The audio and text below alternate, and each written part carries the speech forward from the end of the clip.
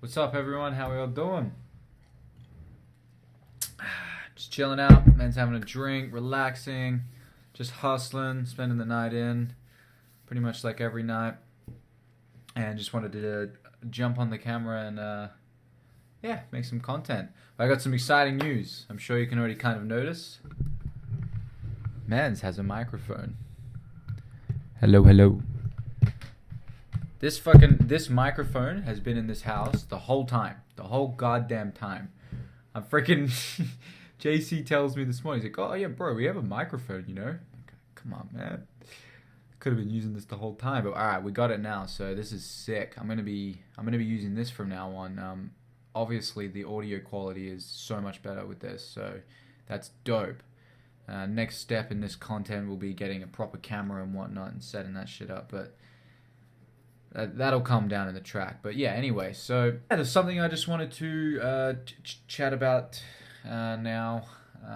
Something I have spoken about many times, but I feel the need to keep on speaking about it and trying to bring many different points of views and perceptions about it to just really like seal the fucking message, and that is communication with the fans, communication to your supporters, communication to your, from a business point of view, your customers, communication to the audience.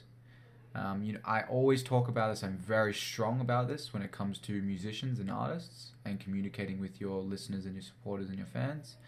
And yeah, I've had a few conversations recently with a lot of people, and this topic has come up. And I've recently watched a video from Dwayne The Rock Johnson at an award speech, and I think his speech was absolutely brilliant. It was a beautiful, beautiful speech. The Rock is an incredible human being. He is one of the people I look up to. For me personally, him and Gary Vee are two huge inspirations in my life, and two individuals that I really get inspiration from, and their communication skills are just undeniably at such a high level. And yeah, I just wanted to really kind of go off Dwayne's speech that he made, because I think it truly backs what I'm saying in this regard, and it's such an important thing. So I feel like listening to him say it and then me kind of adding on to it might open up the perception for it a little bit more and get you to understand why I'm trying to preach this so much, especially to artists. So yeah, let's have a listen to what he has to say, and then yeah, we'll go from there. You know, the thought here was who can I toast who's going to be that influential, that inspirational, that inspiring. Then I went down the list, maybe my business partners, my colleagues. I thought, I know who I got to toast. I want to toast, and I figured this out as I was flying here yesterday. I said, I want to toast to the ones in the seats. And those are the ones who I felt like I've lived their life for many, many years. I've been in their shoes. Because when I was a little boy, 10 years old, I was running around, a pimply face, wide, big brown eyes, and really messed up afro. That's very true. I'm half black and half Samoan, so trust me, my hair didn't know what to do. Yeah, I mean, so much so between the ages of 9 and 11, everybody thought I was a little girl. Yeah, true story. It's why I need therapy. But I was, hand clap for therapy, yep. But the big hand clap for therapy, yep. So the ones in the seats, and I thought at 10 years old, I went back and I thought, yeah, so I was the one in the seats, and I used to sit in the seats, and I used to watch. And I used to watch my dad, and I used to watch my grandfather, and for those of you in the room who don't know, which is probably most of you who don't know this, I come from a long line of professional wrestlers. And my grandfather and my dad wrestled, but well before the big contracts of pro wrestling these days. Wrestled here, all throughout New York City, sometimes at Madison Square Garden, but usually they were in like dank arenas filled with smoke and beer. But at 10 years old, I still sat in the seats and I watched my wrestling heroes and I dreamed. And then every week, without a shadow of a doubt, every week on Saturdays I would go to the theaters and I would watch my movie star heroes in the seats. I'm watching and I would watch my Hollywood heroes. I love Clint Eastwood. And I mean, when Indiana Jones and Raiders of the Lost Ark hit, I thought, I want to be that guy. I want to be Indiana Jones. And again, in the seats, dreaming of Indiana Jones, just with more muscles and no pimples. But I was in the seats, and Mark Benoff, did I pronounce your name right, Mark? I'm just making sure. He said to me earlier, he said something really profound, and I really loved it, and I asked him to repeat it. He says, we often overestimate what we can do in a year, underestimate what we can do in decades. Overestimate what we could do in a year, underestimate what we could do in decades. And here I am, years later, decades later, here with all of you, distinguished guests, very successful, highly influential, all around the globe. And now I get to be that guy who is enjoying this blessing, because really that's what it is. We're all so blessed in this room. What big blessings. Yeah, we're so blessed. Look at this. And now I get to be the guy so blessed and so lucky, like I'm the luckiest son of a bitch in the room, that people all around the world will now go sit in the seats and watch me. I thought, man, you know what? So I'm going to raise a glass of my tequila, which is over there, to the ones who really, for me in my life, really make the whole thing happen, make this whole dance happen.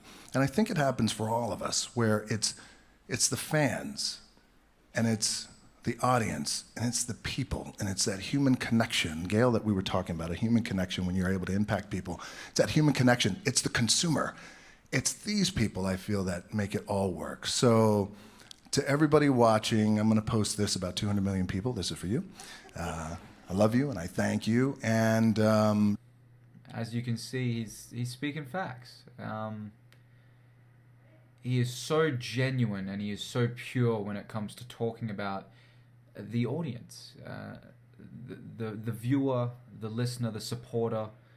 He is so genuine and he understands it so much because of his reference to him being that individual growing up and dreaming and supporting and watching and viewing. Obviously, in his context, it was to do with movie stars and et cetera, and wrestlers, but it is the exact same concept. It is the exact same thing. Without the audience, without the listeners, musicians, artists, you're nothing. It all starts with the fans. It all starts with the audience. And I just really, really, really want to keep preaching that. Like, I don't think I'll ever stop preaching this, because I keep seeing artists just sleeping on it, and it's really upsetting coming from a manager's point of view and someone who's so strong about this, because it is, in my opinion, one of the most important key factors of building an artist, and that is the communication and the genuine love and communication back to the fans. So I'm big on that, and I just really want to keep on preaching it, because I don't think people truly understand it. And I don't know what it is. I've actually heard a lot of examples now from different people, and I've kind of just gathered this as well. And it's that it's this weird loophole, this perception of branding, of kind of having that mysterious, doesn't communicate to the people, to the consumer, to the fans. Very very vague, very mysterious kind of weird concept of branding, and it doesn't make sense to me. It really doesn't. It's ludicrous in my opinion. So I'm unsure as to why artists are not communicating to their fans on such a deeper, more intense level. And that is something that we're completely focusing on with JC. JC is completely and utterly communicating to all the supporters, the young team. And I have so much love for the young team. I have so much love for anyone supporting JC and supporting the movement right now. And so does JC, because we truly recognize that none of this is possible without them. And it is one giant team. It is one big team. It's impossible to be a professional musician without listeners, without fans. It is impossible. It does not work. You cannot be paid. You cannot do it as a profession. So it just amazes me. I mean, if you're an artist and you're getting DMs from fans or whatnot, and you're not replying to them, like, I've lost a lot of respect for you. I truly have. I truly, truly have.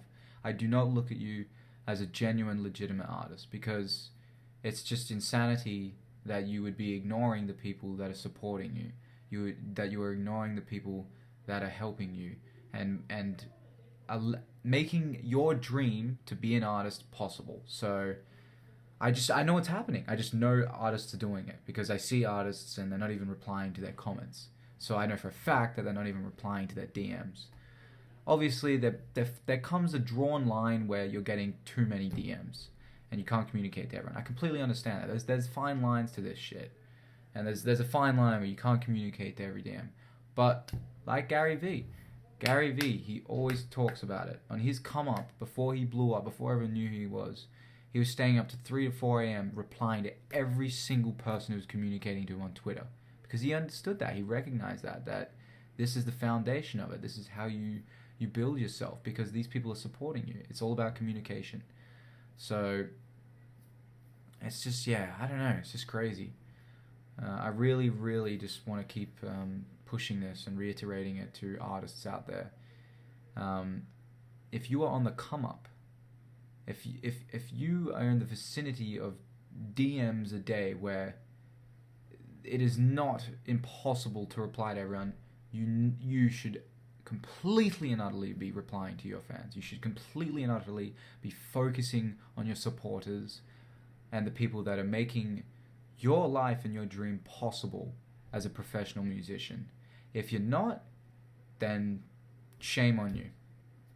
Like, big time. I'm really, really firm on this, really strong on this, and there's nothing anyone could ever say to change my mind on this, because it's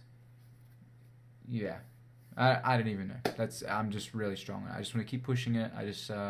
I hope just seeing it from a different perspective and from someone of such high value and importance and respect like Dwayne The Rock Johnson, to say the exact same thing and completely just reassure what I'm saying. Hopefully that, might I don't know, switch it on for you. But yeah, it's really, really, really strong on that, guys. Please, please, please don't think that, playing that mysterious card and just not communicating and whatnot is some form of smart branding or whatnot, because it's just not. It really isn't, and it's only going to be detrimental for you in the long run. Just please show the people that are supporting you love. It all starts with love and appreciation and gratefulness. It's just being self-aware of these things. So please, please, please, if you're an artist, even if you have one person commenting on your photos, if you have one person that is, reacting to your stories, thank that person. Like, thank them. Speak to them, communicate to them, show your appreciation, show with pure, genuine heart and soul. And always look at how you can give back. It is all about giving back. Yeah, it's all about giving back to the people, to the supporters, to the fans. So yeah, really focus on that. That's all I've got to say. I hope you guys like this episode. That's pretty much it. Just wanted to quickly jump on, test out the new mic. Sounds pretty fresh, I know. And yeah, go from there. I'm gonna keep on hustling. I hope you all enjoying your Saturday night, having fun, keep doing you, keep working, keep bettering yourself. Yeah, and just, yeah. Enjoy your Saturday night, guys. Enjoy your weekend, and I'll see you on the next episode. Peace.